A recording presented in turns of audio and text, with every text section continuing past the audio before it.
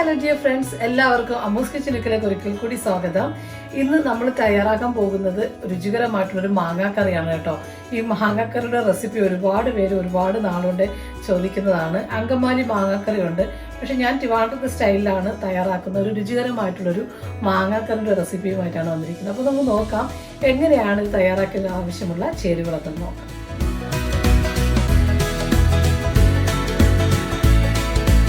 അപ്പോൾ നമ്മുടെ മാങ്ങാക്കറിക്ക് വേണ്ടത് ഇതുപോലത്തെ മാങ്ങയാണ് കേട്ടോ.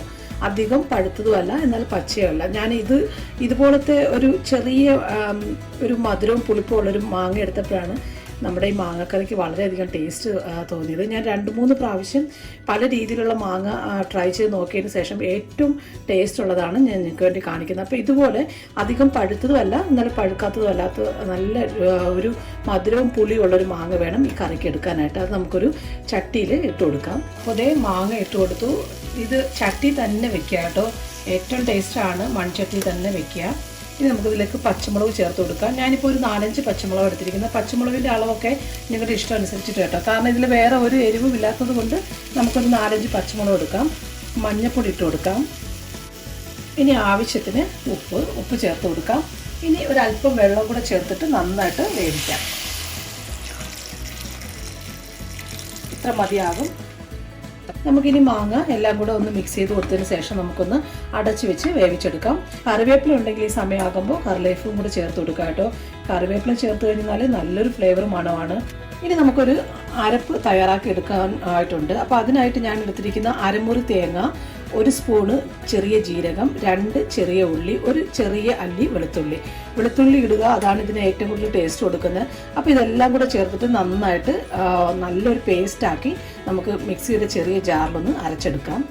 ഇപ്പം മിക്സിയുടെ ചെറിയ ജാറിൽ നല്ല പേസ്റ്റ് പോലെ, നല്ല മഷി പോലെ ഞാൻ അരച്ചെടുത്തിട്ടുണ്ട്. നന്നായിട്ട് അരച്ചെടുക്കുക കേട്ടോ. വളരെ ടേസ്റ്റാണ്. ഈ അരപ്പിലാണ് ഇതിൻ്റെ ടേസ്റ്റ് മുഴുവനായിട്ടിരിക്കുന്നത്. ഉണ്ടോ? ഇപ്പോൾ ആവശ്യത്തിന് വെന്തിട്ടുണ്ട്. ഒരുപാട് ഉടയേണ്ട ആവശ്യമില്ല. ഇതിപ്പോൾ നമ്മൾ ഒരു സ്പൂണ് കൊണ്ട് ഇങ്ങനെ ഉടച്ചു കൊടുത്തു കഴിഞ്ഞാൽ അതേ ഉടയാവുന്നതേ ഉള്ളൂ. ഇനി നമുക്കിതിലേക്ക് നേരത്തെ നമ്മൾ മിക്സ് ചെയ്ത് വെച്ചിരിക്കുന്ന നമ്മുടെ അരപ്പ് ചേർത്ത് കൊടുക്കാം. അരപ്പ് ചേർക്കുമ്പോൾ പ്രത്യേകം ശ്രദ്ധിക്കുക, ബാക്കി വരുന്ന അരപ്പിൽ ഒരല്പം വെള്ളം കൂടെ ചേർത്തിട്ട് വേണം ഒഴിക്കാനായിട്ട്. ഇതിപ്പോൾ ബാക്കി കൂടെ ഞാൻ മിക്സി കഴുകി ഒഴിച്ചു. അപ്പോൾ ഒരല്പം വെള്ളം കൂടെ ചേർത്ത് കൊടുക്കാം.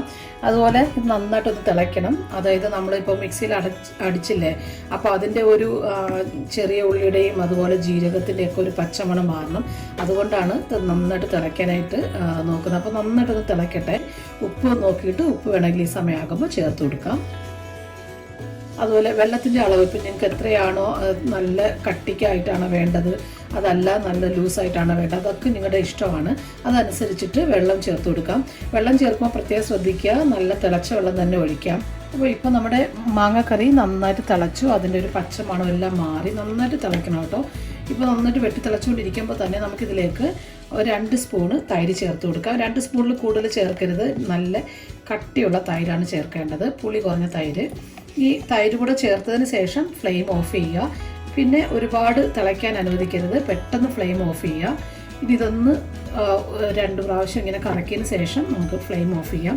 ഇനി നമുക്കിതൊന്ന് താളിച്ചെടുക്കാം. അപ്പോൾ ഫ്ലെയിം ഓഫ് ചെയ്തതിന് ശേഷം പിന്നെ നമ്മൾ കറി അടുപ്പിൽ വെച്ചിരിക്കരുത്, കാരണം തൈര് കൂടെ ഇട്ടത് കൊണ്ട് ഉടഞ്ഞു പോകാൻ ചാൻസ് ഉണ്ട്. അപ്പോൾ ഇനി നമുക്ക് താളിച്ചെടുക്കാം. താളിച്ചെടുക്കാനായിട്ട് ഞാനിപ്പോൾ വെളിച്ചെണ്ണ വെച്ചിട്ടുണ്ട്. വെളിച്ചെണ്ണ തന്നെ താളിക്കാം കേട്ടോ. വെളിച്ചെണ്ണ ചൂടാകുമ്പോൾ അതിലേക്ക് കടുക് ഇട്ട് കൊടുക്കാം. നമ്മൾ സാധാരണ താളിച്ചെടുക്കുന്നത് പോലെ തന്നെ കടുക് നന്നായിട്ട് പൊട്ടിയതിന് ശേഷം വേണം ചെറിയ ഉള്ളി എല്ലാം ഇടാനായിട്ട്. ചെറിയ ഉള്ളി ഒരല്പം കൂടുതൽ എടുക്കാം കേട്ടോ. ഒരല്പം കൂടുതൽ ചെറിയ ഉള്ളി ഇരുന്നോട്ടെ.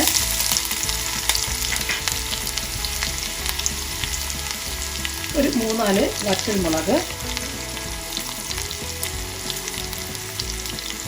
പിന്നെ കറി-ലീഫ്. എൻ്റെ ഇപ്പോൾ ഡ്രൈ കറി-ലീഫാണ് ഇരിക്കുന്നത് കേട്ടോ. ഇത് നന്നായിട്ടൊന്ന് മുരിയണം. ചെറുതായിട്ട് ഇതിലൊരു മണം ഇങ്ങനെ മാറി വരുന്നൊരു സമയത്ത് ഒരു ടിപ്സ് പറഞ്ഞു തരാം. വറുത്ത് പൊടിച്ച ഒരു 1/4 ടീസ്പൂണോ അതിന് താഴെ മാത്രമേ ഇടാവുള്ളൂ. ഒരു 1/4 ടീസ്പൂണ് ഉലുവാപ്പൊടി ഇട്ട് കൊടുക്കാം. എത്ര ഇടാവുള്ളൂ, അതിൽ കൂടുതൽ ഇടരുത്, കയ്പ്പ് രസം ഉണ്ടാകും. അപ്പോൾ അതുകൂടെ ചേർത്തിട്ടൊന്ന് മിക്സ് ചെയ്യുക. നന്നായിട്ടൊന്ന് ചെറിയൊരു ബ്രൗൺ ആയാൽ മതിയാകും. ഉലുവ കരിഞ്ഞു പോകരുത്.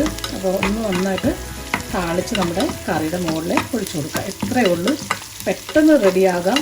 അതുപോലെ തന്നെ ടേസ്റ്റാണ്, വളരെ രുചികരമായിട്ടുള്ള ഒരു മാങ്ങ റെസിപ്പിയാണ് കേട്ടോ. എല്ലാവരും ഇതൊന്ന് ട്രൈ ചെയ്ത് നോക്കുക.